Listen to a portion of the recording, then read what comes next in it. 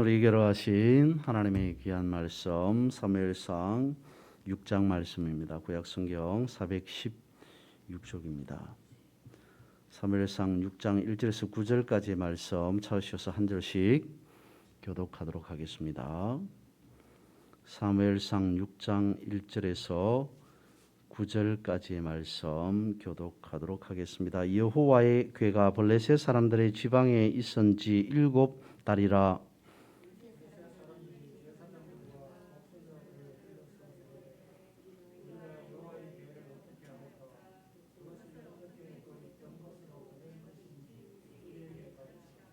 그들이 이르되 이스라엘 신의 궤를 보내리거든 그저 보내지 말고 그에게 속건제를 드려야 할지니라. 그리하면 병도 낫고 그의 손을 너희에게서 옮기지 아니하는 이유도 알리라 하니.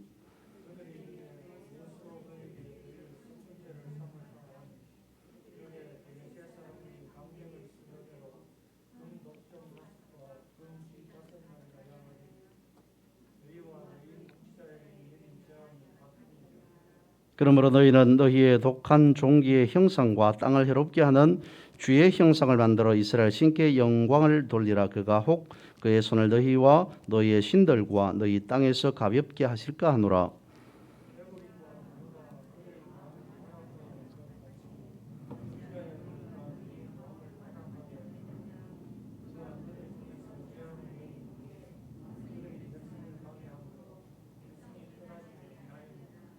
그러므로 새 수레를 하나 만들고 멍인을 메어 보지 아니한 젖나는 소 2마리를 끌어다가 소의 수레를 메우고 그 송아지들은 떼어 집으로 돌려 보내고.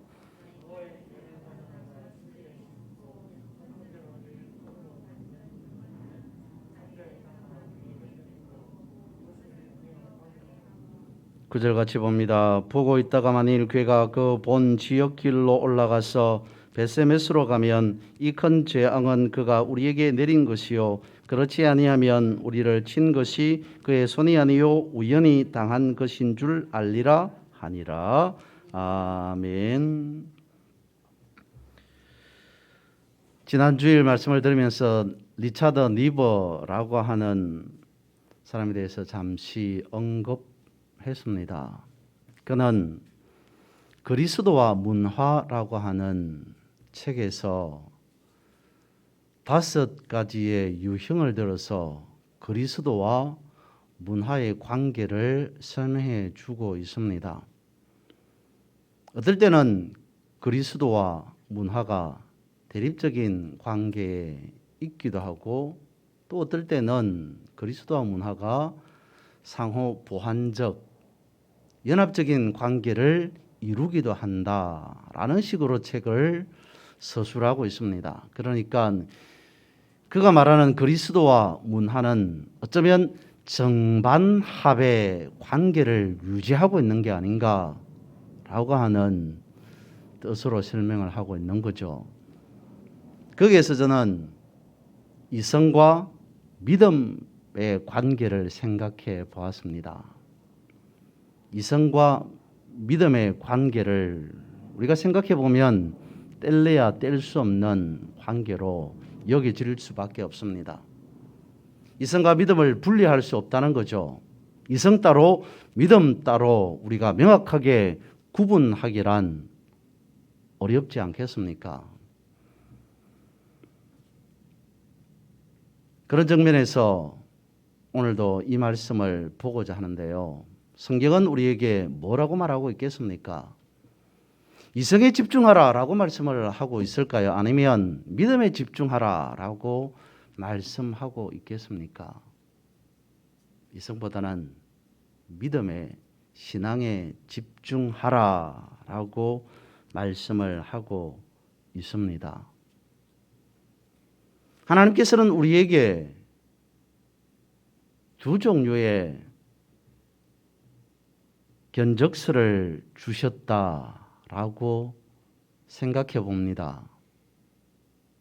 이성이라고 하는 견적서와 믿음이라고 하는 견적서를 주셨어요.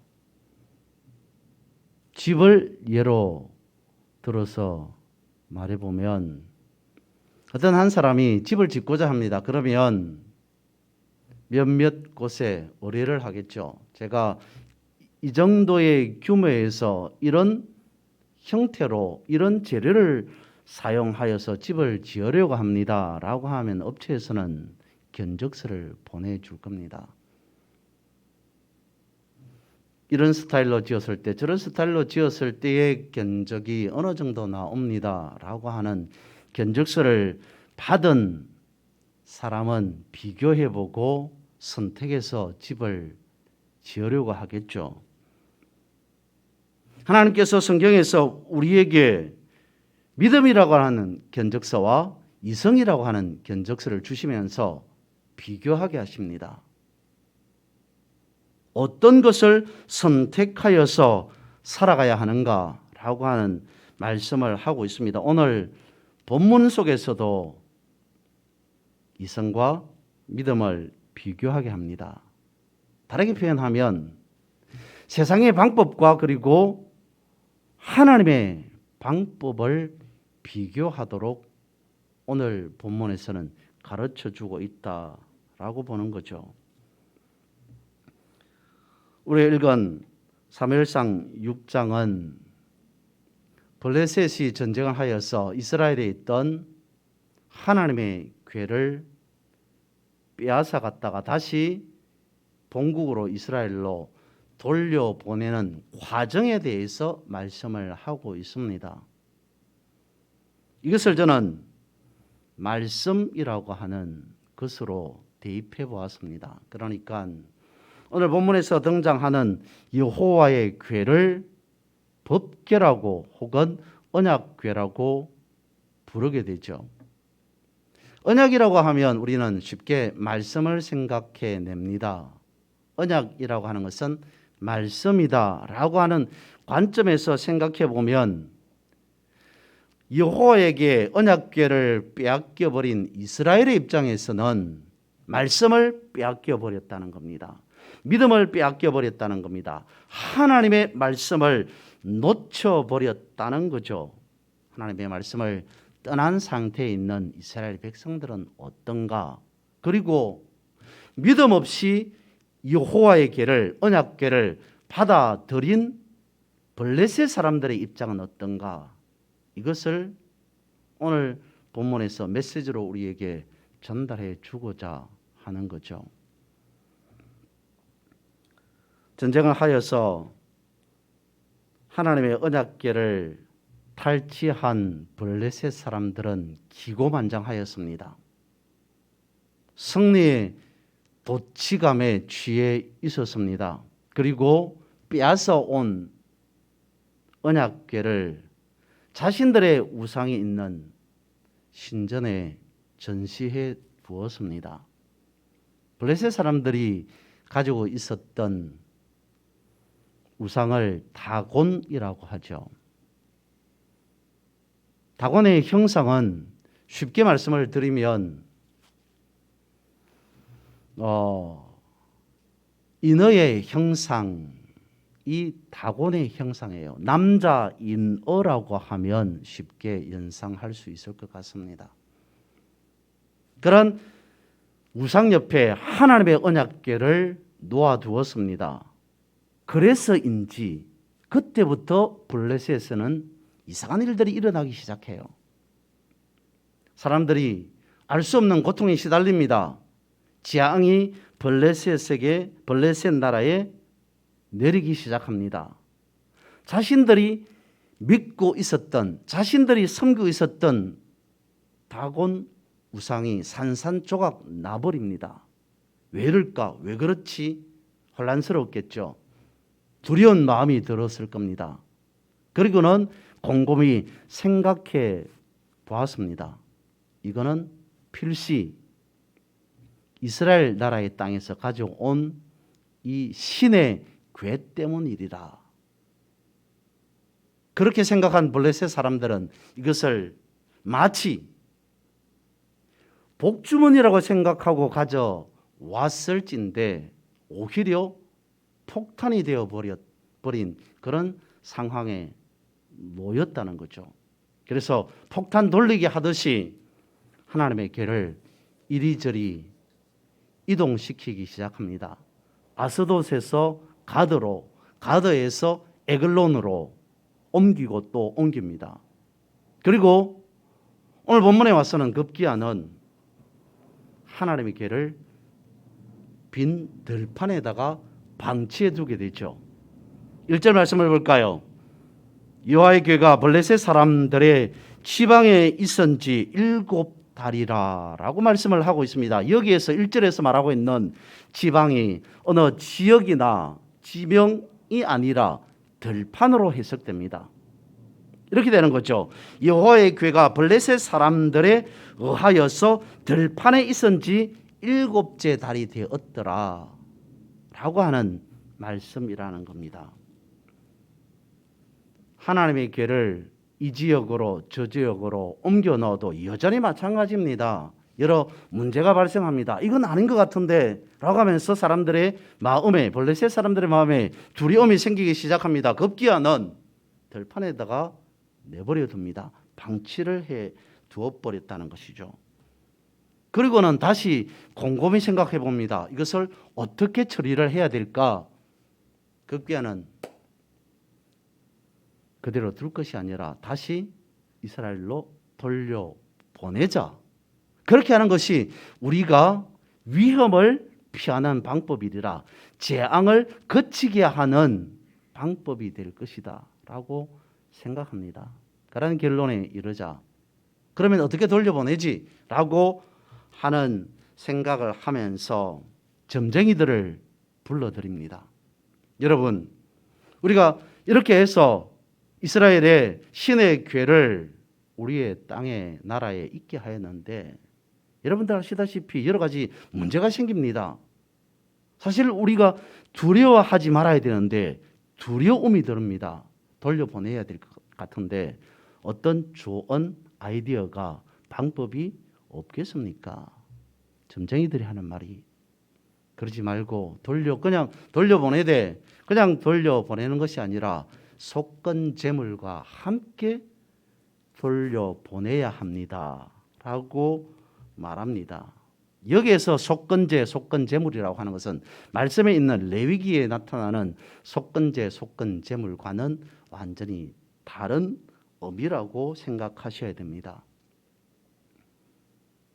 하나님과 자신들과 일종의 모종의 거래를 한다는 느낌, 합의하자는 느낌, 내지는 속건제, 속건재물이라고 하는 것을 마치 뇌물로 드리는, 하나님 이것 받으시고 이제 우리의 잘못 퉁치는 게 어때요? 라고 하는 정도의 의미로 속건제라고 하는 용어를 쓰고 있다는 거죠.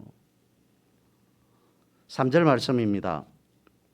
그들이 이르되 이스라엘 신의 궤를 보내려거든 그저 보내지 말고 그에게 속건제를 드려야 할지니라. 그리하면 병도 낫고 그의 손을 너희에게서 옮기지 아니하는 이유도 알리라 하니. 블레셋 땅에 내려지는 재앙이 두려웠던 겁니다. 그 재앙을 피하기 위해서 뇌물을 주자라고 하는 의미로 3절에 기록되어 있습니다. 재앙으로부터 벗어나고 싶었던 거죠. 속건제를 드리고 속건제물을 드려서 이제는 이 땅에 하나님으로부터 내리는 형벌을 피했으면 좋겠다라고 하는 생각이었습니다. 블레셋 사람들의 생각이라고 하는 것은 오직 이 위협에서 우리가 벗어나야 되겠다라고 하는 그것에만 관심이 있었던 겁니다. 그리고 나서 저들의 행동을 보면 정말 가관입니다. 철저하게 이성에 근거한 판단을 내리죠. 어떻게 해요? 8절과 9절 말씀을 봅니다. 여호와의 궤를 가져다가 수레에 싣고 속건제로 드릴 금으로 만든 물건들은 상자에 담아 궤 곁에 두고 그것을 보내어 가게 하고 보고 있다가 만일 궤가 그 본 지역 길로 올라가서 베세메스로 가면 이 큰 재앙은 그가 우리에게 내린 것이요 그렇지 아니하면 우리를 친 것이 그의 손이 아니요 우연히 당한 것인 줄 알리라 하니라. 여기에는 블레셋 사람들의 치밀한 의도가 숨겨져 있습니다. 수레 하나를 새로 제작을 합니다.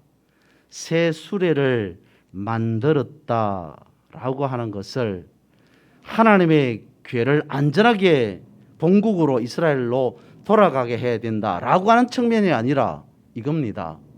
새 수레라고 하는 것은 아직 잘 굴러가도록 길들여지지 않은 수레라고 하는 뜻입니다. 그래서 새 수레를 만들어서 그리고 하나님의 궤를 그 위에 얹어서 소 2마리를 통해서 끌고 가게 하는데요. 그 소가 어떤 소냐면 이제 갓 송아지를 낳은 어미소 2마리를 새 수레로 만든 그것을 끌고 가게 한다는 겁니다.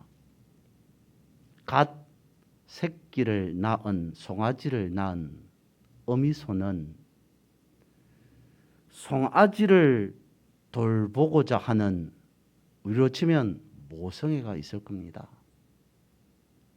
자신의 젖을 물려서 새끼를 양육해야 되겠다는 본성 말입니다. 그런 소 2마리가 베세메스로 곧장 아무런 저항 없이 반항 없이 가겠습니까? 그것을 저변에 깔고 있는 거죠. 그런 소들을 끌고 가게 합니다. 그런데 본문의 뒤에 나타나는데 저들의 생각은 그렇게 판단했던 겁니다. 이 정도 상황이면 베세메스로 곧장 못 갈 거야 라고 생각했지만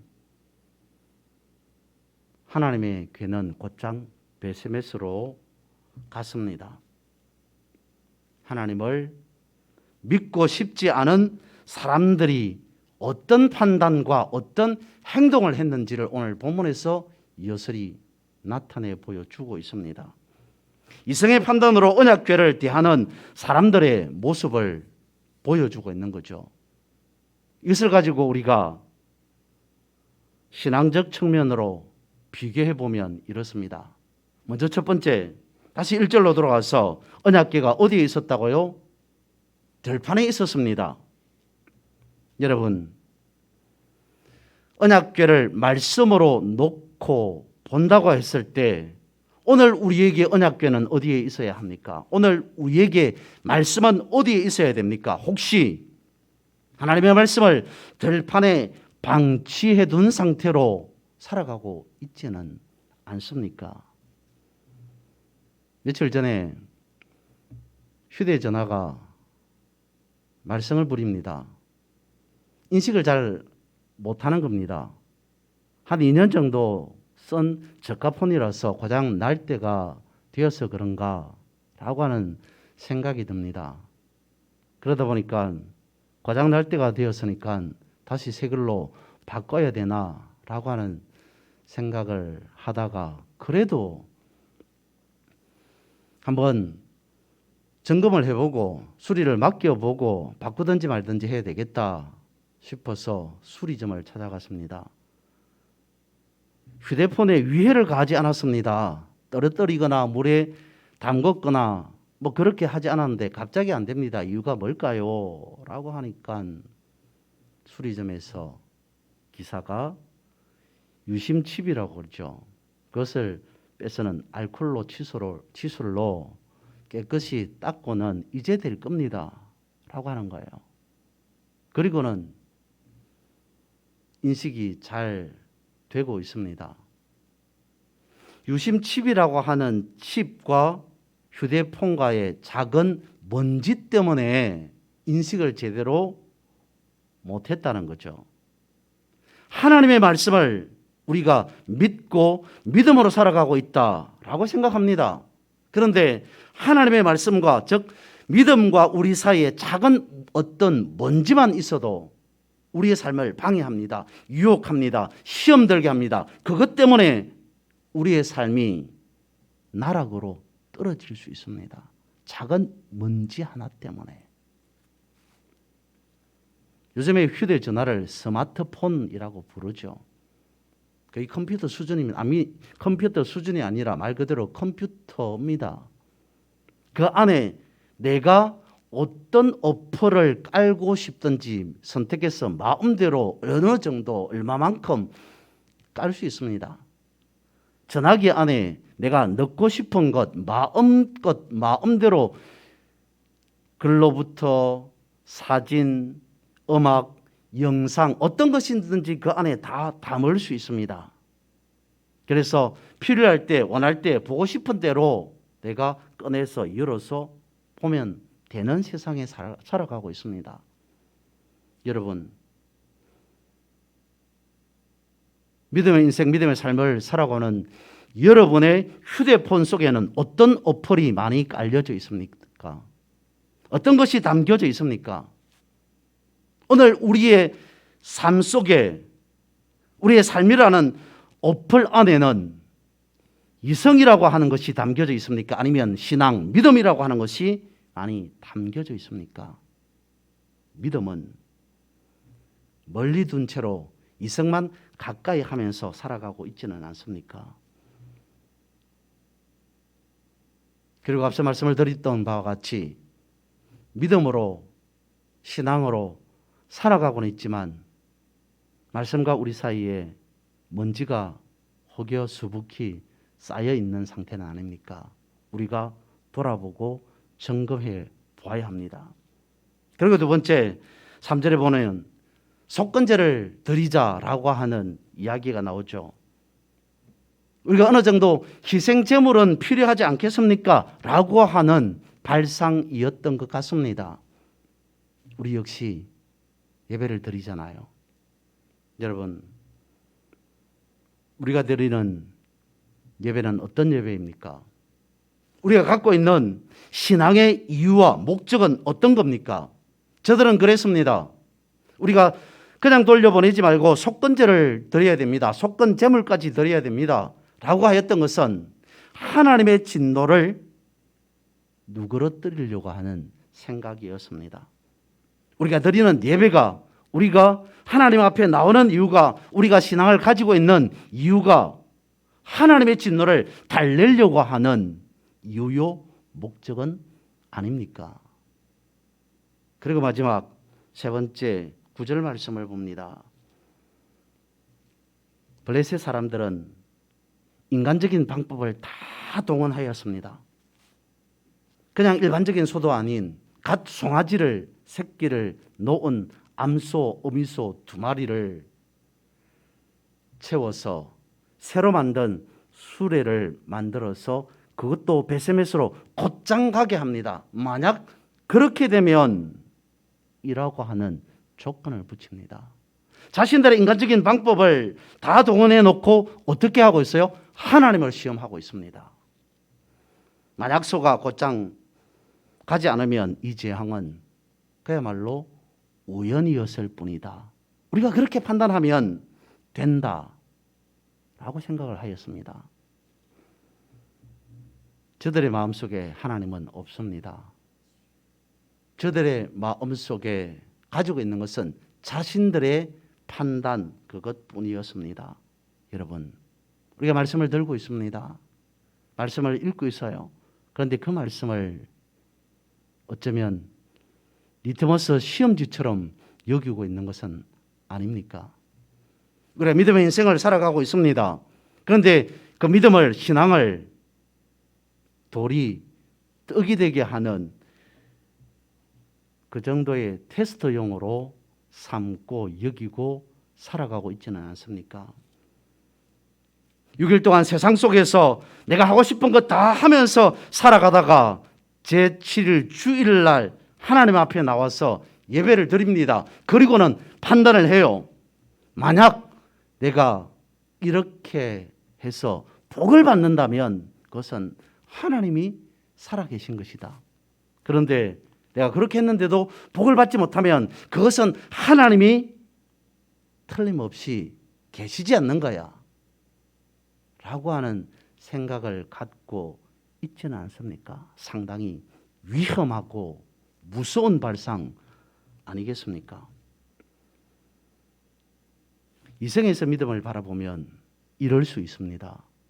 이성적으로 믿음을 스스로 판단하게 되어버린다는 겁니다. 하나님을 시험하게 된다는 거잖아요. 길을 맺어봅니다. 언약궤가 돌아오는 과정 가운데에서 하나님이 오늘 본문을 통하여서 우리에게 주시는 메시지는 무엇이겠습니까? 이성과 믿음 사이에 어떤 것을 선택해야 되겠느냐? 이성과 믿음 사이에 어떤 것을 삶의 우선순위로 놓아야 되겠느냐라고 하는 것, 그리고 우리의 믿음이 이성적인 판단에 근거해 있는 거냐라고 하는 것을 비교하게 해줍니다. 여러분, 전 세계적으로 코로나 바이러스가 창궐하는 상황 속에서 살아가고 있습니다. 이러한 상황일수록 우리는 이성에 매이지 아니하고 믿음으로 진일보하는 그러한 우리들의 모습이 되기를 주님의 이름으로 선포하고 축복합니다. 한번 이 시간 기도하기를 원합니다.